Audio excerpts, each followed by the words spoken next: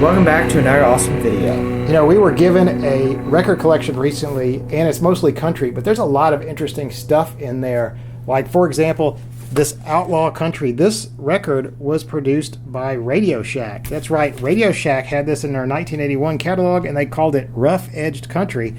Who knew Radio Shack does records? But it sounds great. And a honky-tonk angel to hold me tight. Who knew there were so many trucking records? Radio Shack produced something called Hammer Down too, you know, the kind of the CB trucker culture.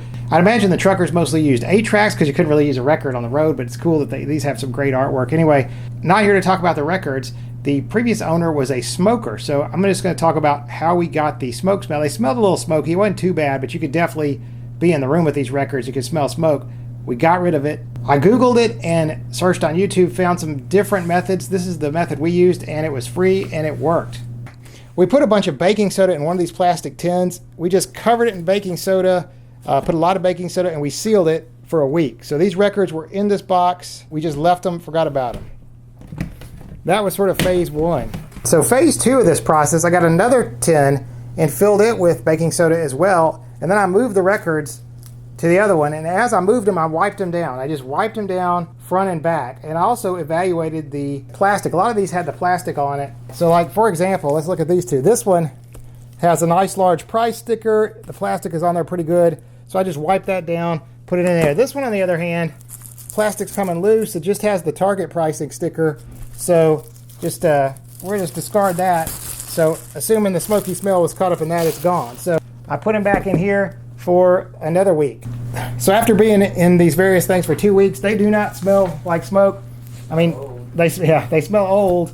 I don't know that this is 100% effective in all cases. As a matter of fact, if you search on YouTube, there's a guy who has a more expensive technical solution using an ozone generator. That might be better. All I'm saying is this worked for me, and it was free. And before you could go into the room and you smell the smoke. Now you can't even smell them. I guess if you really smell right on top of them, you might catch a little bit of it. But anyway, that's what we did. So as far as cleaning the records themselves, I use this Boundless brush and Boundless record cleaning kit from Amazon. And it, you just stick this in there, you spray it, you wipe it, you got the brush. I'm sure there's videos about the best way to clean records. I did have to add one thing to this. Occasionally, if my needle got dirty, I used this little bit of magic eraser, and I just lowered the stylus into this to kind of clean that. But anyway, that's what we did to get the records clean the cases, clean the records, and they sound great. Anyway, that's about it. We're going to enjoy our country music albums. We'll see you next time. See you next time for another awesome video. Bye. Bye. Now the smoke fills the air, and this honky